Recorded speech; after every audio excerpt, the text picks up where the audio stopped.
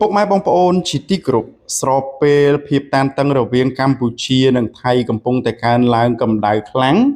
ក៏ដូចជាការឈ្លានពានរបស់ថៃកាន់តែចូលជ្រៅទៅក្នុងព្រះរាជាណាចក្រកម្ពុជាប្រធានាធិបតីដូណាល់ត្រាំគម្រាមដំឡើងពន្ធគយលើថៃនិងកម្ពុជាប្រសិនបើមិនព្រមត្រឡប់ទៅរកបទជបាញ់ទីក្រុងញូវយ៉កប្រធានាធិបតីសហរដ្ឋអាមេរិកលោកដូណាល់ត្រាំបានគម្រាមដំឡើងពន្ធគយសារជាថ្មីលើថៃនិងកម្ពុជាប្រសិនបើប្រទេសទាំងពីរមិនព្រមបញ្ឈប់នៅសង្គ្រាមនេះទេនេះបើតាមការចេញផ្សាយពីសារព័ត៌មាន Wall Street Journal នៅថ្ងៃទី13ខែធ្នូឆ្នាំ2025និងបន្តចេញផ្សាយដោយសារព័ត៌មានរុស្ស៊ី TASS នៅថ្ងៃអាទិត្យទី14ខែធ្នូឆ្នាំ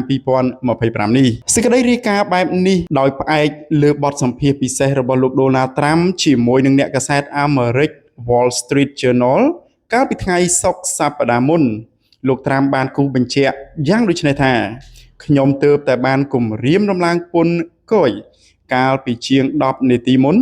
ដើម្បីដោះស្រាយនៅចំនួនដែលផ្ទុះឡើងជាថ្មីរវាងកម្ពុជានិងថៃលោកដូណាល់ត្រាំបានបន្ថែមទៀតថាលោកបានប្រាប់មេដឹកនាំនៃប្រទេសទាំងពីរថា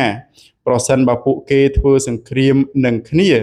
នោះខ្ញុំមិនត្រឹមតែបញ្ឈប់កិច្ចព្រមព្រៀងពាណិជ្ជកម្មដែលយើងមានប៉ុណ្ណោះទេហើយខ្ញុំនឹងដំឡើងពន្ធគយលើប្រទេសរបស់ពួកអ្នកថែមទៀតគ្មាននរណាផ្សេងអាចធ្វើបានដូចខ្ញុំទេអ្នកនាំពាក្យសេតវិមានបាននិយាយកាលពីថ្ងៃសៅរ៍ថា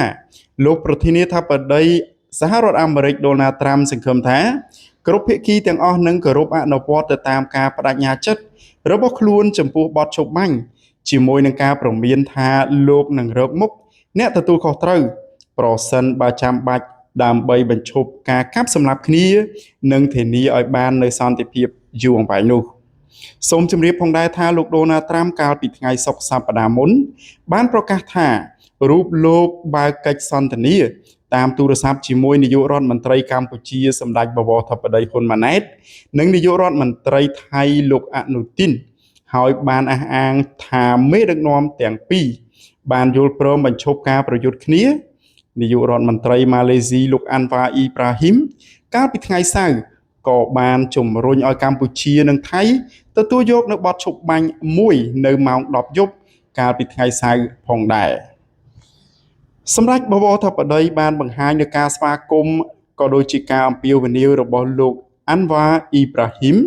ក៏ប៉ុន្តែលោកអនុទីននៅតែបន្តឈ្លានពានកម្ពុជាដោយមិនខ្វល់ឡើយចំពោះការអំពាវនាវឲ្យត្រឡប់ទៅរកបទឈប់បាញ់បញ្ចប់ជម្លោះជាមួយនឹងកម្ពុជាវិញ